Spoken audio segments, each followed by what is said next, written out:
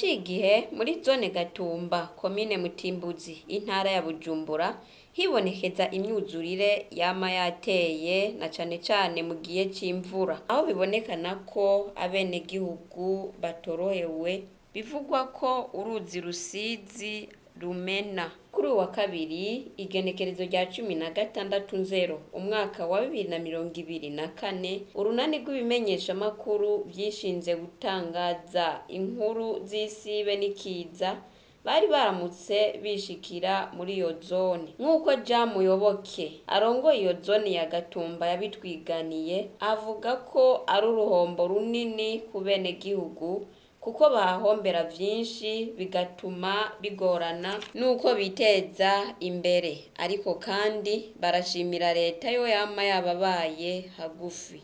Imyuzurira ubwa mbere yaje isanga abenegihugu ko barubaka amazu kuko twaheruka mu mwaka uheze, rero kandi mu mwaka uheze amazi yari yateye mu kwezi kwa gatanu, rero yaje giturumuka muri rusange kuza mu kwa mbere yaje giturumbuka. Rero hari ibintu yononye, novuga nk'amazu y'abenegihugu, novuga nk'imirima, na cane cane abenegihugu ba Gatumba basanzwe barimira ku mutumba witwa Rubondo Ndonavugizo, hamwe no muri quartier hagati hari imirima. Rero iyo mirima presque nka yose yaratwawe. Ubwa mbere nambira amazi amaze kuza nta muntu yasubiye ku kazi, nta wasubiye kudandaza kuko benshi birukira gukiza ibiri mu mazu, ibikorwa byace bihagarara. Kigira kabiri, abana ntibasubiye kuja no ku mashuri kuko uri umuvyeyi ntiwota umuryango muhira ngo ugiye kurondera kandi uzi ko ataho basize, uzi ko kubasize mu muzurira. Rero ibikorwa nka byinshi byarahagaze, mugabo turashimira leta mvyeyi iyo ishishikara kuza guhumuriza abenegihugu no kubaba hagufi. Kubw'uwo mwuzurire muti none ikijanye n'amagara y'abenegihugu vyifashe gute? Kubera ko umwuzure utarahera, mu bisanzwe hari indwara ziza iyo umwuzure waheze, ama mikrobe akaca asigara aho hantu. Rero ubunye hariho umugwi wa Croix-Rouge uriko urapompa, uno munsi uri ku kivi, rero nta ndwara irigaragaza, kandi tugashimira na Croix-Rouge yamaze kubifata mu minwe, iriko irashwara Gatumba yose ipompa kugira ntihagire impact n'imwe isigara ngaha kuri abenegihugu. Twosaba kubandanya andi mashirahamwe aze gufasha ntihagire indwara yigaragaza ngaha mu karere ka Gatumba, ko mwaka uheze harabaye gusamara, korera iratwinjirana. Amikira kabiri nosaba ni ishirahamwe Regidezo rigarukire abenegihugu ba Gatumba kuvyerekeye n'amazi meza, kuko amazi mu Gatumba sikirenga, aza rimwe rimwe, niyaje akaza mwijoro. Ico kintu turagisaba cyane ko amazi yoba menshi muri zone Gatumba. Kubwaniseti Nibaruta umukuru w'igipolisi kijejwe gukinga ibiza no gutabara abo vyashikiye, avuga ko imyuzurire yo mu Gatumba abantu bo muri iyo zone hari bamwe bamye basinzikara kuva mu mwaka wa 2015. Aya mazi ubona menshi gutya Ijebu yari yaravuze yuko mu mezi yo kuva mu kwezi kw'icenda gushika mu kw'icumi kumwaka wa 2023 mu Burundi tuzoronka amazi menshi aturutse kukiza bita El Nino. Ico kiza rero kiriho, amazi ni menshi, haraguye rero imvura nyinshi muri ayo mezi mu Gatumba co kimwe n'ahandi. Twararonse rero imvura nyinshi ndetse yatwinjije no muri ku kwezi kwa mbere ku mwaka wa 2024. Rero aha mu Gatumba haraguye imvura nyinshi cyane cyane mu matariki ya 6 na 7 y'uku kwezi kwa mbere kwa 2024 twararonse amazi menshi, ariko aha mu Gatumba twari tumaze hafi imyaka 4 turiko turahangana n'ingaruka mbi y'aya mazi. Kuva ikigo Ijebu kivuze ikiza El Nino hari muri 2015, mu Gatumba twararose abantu bateshejwe izabo 2015 2016 cyane cyane mu bice vya Mushasha ya mbere na Mushasha ya kabiri. Abantu twarabaramiye turabaha ubufasha, hanyuma rero amazi menshi yaragarutse mu 2020. Naho nyene turafise ibikorwa byinshi twakoreye imiryango yahuye n'aya amazi rero menshi gose yagiye kuza guhera mu kwezi kwa 5 muri 2020. Tukaba twaronse imiryango myinshi yateshejwe izabo, tukaba rero twaciye tubashira mu masite, twarabahaye rero ubufasha, turabaha aho baba muri ayo masite, turafafungurira, turabaha amazi kuko hari no mu gihe COVID-19 yari nyinshi, twarabahaye n'ubufasha bwo kwa muganga, hariho amakliniki mobile muri ayo masite. Tusha rero dutangura kubashira mu migwi, twafashijwe cyane cyane n'amashirahamwe nka OIM, World Vision n'abandi. Atanatse Nkunzimana, umwigisha mu bushakashatsi muri kaminuza y'u Burundi mu gisata c'ubumenyi bw'isi n'ubushakashatsi bw'ihinduka ry'ikirere, yatwiganiye ibituma iyo myuzurire yama yibonekeza muri iyo zone. Bituma biri mu migwi novuga mikuru itatu. Mugwi wa mbere dufatire ko kuri Gatumba, ahiri ubona ko Gatumba iri ahantu hashashe harashashe, bisigura yuko uko kuntu hashashe bituma Gatumba iba novuga vulnerable kubijanye n'amayinondation n'ibindi. Ico ni kimwe site. Hamica kabiri ni ihinduka ry'ibirere, iyi mvura nyinshi imaze igihe igwa. Mwabonye ko kuva 2019 Gatumba yamye ibangamirwa n'amayinondation, ariko ahanini mwarabonye ko muri no myaka ikurikirana hagiye haba abantu bagiye bubaka kutariko ahatariho n'ahandi. Mugabo ngazo Gatumba icabitenya mukuru ni urusizi rwaruzuye, hama buzuye rukihinzira. Mugabo inzira kwa yuko abantu batashoboye gutunganya neza ivyo kurima bakurikije gukinga, bisika yuko habaye gusamara bagiye mu barima mu mpande zegereye urusizi. Hanyuma kijya gatatu nikijanye n'igwirana ry'abantu mu mitumba, novuga nti igaburira amazi agaburira urusizi, aho imitumba yahanamiye novuga bassin versant rusizi, imvura iguye haba amasedima menshi, ibintu biva ku misozi, hama rusizi kaza izanye ibintu byinshi, ari navyo bica biyuzuza. Mwumvise ko n'abantu bavuga bati hoba kuza kuzibura rusizi kugira utembe, aho biterwa no kubera ko ku bitumba abantu bahubatse novuga mu buryo butubahirije ibidukikije. Hanyuma ica kandi arico nyamukuru ni muri rusange isi nzima murabona yuko ihanzwe n'ihinduka ry'ibirere. Murabona yuko uko imyaka itaha niko imvura ihinduka ukwigwa, aho amasaison novuga ahindagurika. Bavuze yuko mu Gatumba bayamenyereye yuko imyuzurira iba mu kwezi kwa 4 kwa 5, mugabo ko nk'ubu yabaye mu kwezi kwa 12.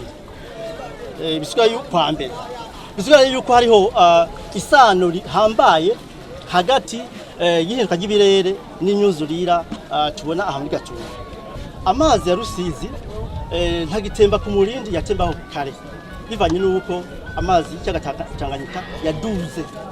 Bisigaye ko wa murindi w'amazi yatemba ya rusizi canke amazi muri rusange aha mu Gatumba yatemba, ubu ntagitemba aradengereye kubera ko ayo muri Tanganyika nyene yaraduze rero aca atuma aya yo muri Gatumba atinjira muri Tanganyika, hagaca rero ya byo bidengeze mubona ya rusizi nayo gaciteramo. Iyo mubona rero ahanini Gatumba yose isanka iri mu mazi, urumva nimbo zibiri rusizi na Tanganyika duze ituma aya mazi yari gutemba aje muri Tanganyika atashaka kujamo kubera ko amazi Tanganyika yaduze. Muti none hokorwa iki kubw'umwuzurire wama wateye muri zone ya Gatumba?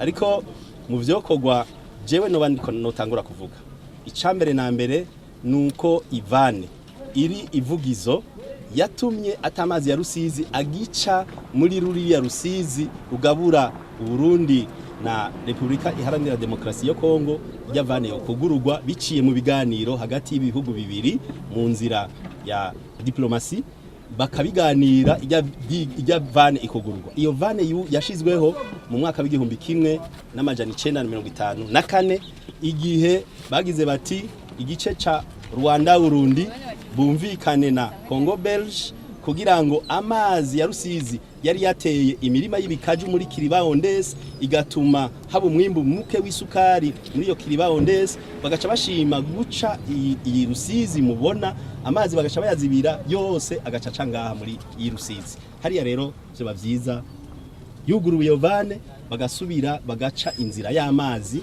kugira ngo amazi ya Rusizi ace habiri agabanuke. Igihe hacibwa uru Rusizi harubatswe amakanivo n'imigende yatwara amazi ya Rusizi yabaye menshi. Umugende usigaye ukora n'umwe n'uyu mbere mubona utwara amazi. Ayindi migende abantu barayubatse ko irazibiye. Iyo nayo yokugururwa kugira amazi ya Rusizi agenda. Gukora idige ni kintu ciza. Vyoba ariko ivyigwa byo kurishiraho idige bigaca bifatana no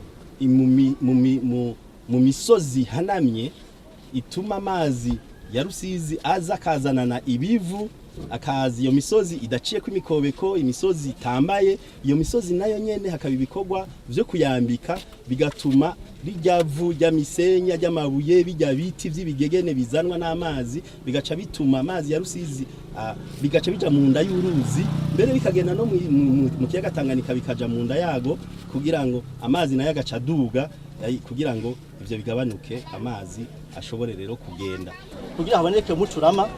Icambere ni kubijanye dufatanye n'abene gihugu bwabo mbere kwa turatoye abene gihugu bofata nkama ibijanye no gukinga bakamenya yuko baba mu karere kabangamiwe hanyuma mu bikorwa bya misi yose haba kurima haba kubaka bakaraba yuko ahantu bubase cyangwa barimye batotuma haba vulnerable ku myuzurira hanyuma bakurikiza novuga ingamba bahabwa na leta na cyane nko gusibura imifurege aho ni mu makartier ariko bakirinda cyane kurima kunkengera za Rusizi. Hanyuma abajeje intwaro nabo bokora iki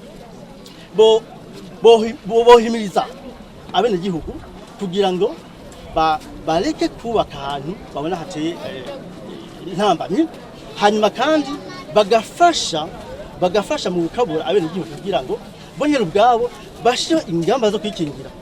Niba ko leta iza gufasha ahubwo umwe wese aherereye umutware ahimirize niba hari amazi adengereye barebe ukuntu bayevakiwa aho ni kuruhande abatwara mugabo kigiye kuri hejuru kuri nivo y'igihugu nuko hoba ibikorwa bihambaye na cyane byo gustabiliza amazi ya Rusizi kugira gume mu muhora wayo. Aho ndavuga yuko hoba gukoresha haba ku bya pihage na digue aho bishoboka ariko hanini guhimiriza gukura bene gihugu muri zone ibangamiye bakaraba kabigiza gatowe kugira ngo haboneke zone tampo. Iyo zone rero y'amazi ya Rusizi yadengereye abafise ahantu hashikira adashika mu mazi y'abantu directement. Aho rero umva ko bisaba ko intwaro zigira ico zikoze kugira ngo abene gihugu bakingirwe kuva ko impande zose bose bogica bakoze kugira ngo Gatumba imyuzurira navuga ngo turakuntu imitiza kuko kuvuga ko twikuraho byo ntibikunda. Turi muri context ya changement climatique ibe byarahindutse imvura ntizoyibuza kugwa nejo izogwa iruta iyi ncuro gatanu Gatumba kwa muri musi y'amazi. Hakarero ingingo navuga nti ziri preventive kandi mu gihe kirekire cyaza ariko bavuga bati ngo aha ni muhave ngo ejo ngo hazumuka no hazumuka ejo mugabo mu ndwiza umwakuza twagwa Bujumbura muri rusange igisagara kirabangamiwe n'imyuzurira ivuye ku nzuzi zikijabuka kubera iki kubera ko ku bituma hejuru abantu barahubatse baraharima badakurikije gukingira ibidukikije bigatuma rero y'amazi imvura iguye amazi asaguye ku mitumba mwana ko asanze hahanamye amazi imvura iguye yose ica itemba kubera ko ntihakiri ibyatsi nuvuga ngo bituma y'amazi anyengetera rero y'amazi y'imvura atarose kiyafata niyo hitana byabibuye byabivu bigaca biza gaca byuzura za nzuzi zigaca zisendera zigaca zihinzira zikaja mu mihana y'abantu nkuko mayibonye kuri Kanyosha kuva ko ku mitumba ihanamiye Bujumbura ku mitumba ihanamiye Bujumbura harakenewe ibikorwa bikomakomeye na cyane byo gusubira gustabiliza isi kwambika isi kugira ngo imvura iguye amazi niburi menshi ariko kuntu anyengetera ntace atemba hanyuma abantu bakigishwa uko bubaka ahantu habangamiwe bakigishwa kubaka bakinga ibidukikije mbere banakingira isi ubwayo duva guhimiriza ukuntu bubaka nuko barima kuri mitumba kugira ngo tugabanye ivyo amazi ahitana atembana ari byo bita gutera mu gisagara naho biruko abene gihugu bavuga ko imbere yuko bokwimugwa leta ngo yomanza kugerageza mu kubazibirira ubwo ruzi Rusizi icokogwa kandi kirashoboka iyi Rusizi mubona twebwe kugira ngo dukoresha amazi yago nukuvuga twarafata nk'irenga rirerire canke igiti kirekire nk'icimetero 3 tukabona kuzirika ko nk'ikintu cyo kuvomesha hama tukakirungika hama tukaduza ayo mazi urumva nubwo imvura nyinshi yagwa mu mihingo ya kure ntabwo twategwa n'imyuzurira kubera iki hari hakiri inkombe ubu rero nta nkombe igihari kubera yuko rata nkombe igihari abene gihugu bifuza idigi kandi ivy'idigi birashoboka turiko turaraba aho tugeza sindiko ndavuga nko muhinga ndiko ndavuga nk'ivyo abene gihugu tumaze gukora nk'igihe tugiye mu bikorwa rusange ariko rero aho gwameneye nantu imifuko itashitse kandi aho rero kugira ngo bishoboke turakeneye inguvu za leta inguvu z'abategetsi kugira ngo zidushigikire hama natwe twiteguye gukora nivyananirana twese tuzoba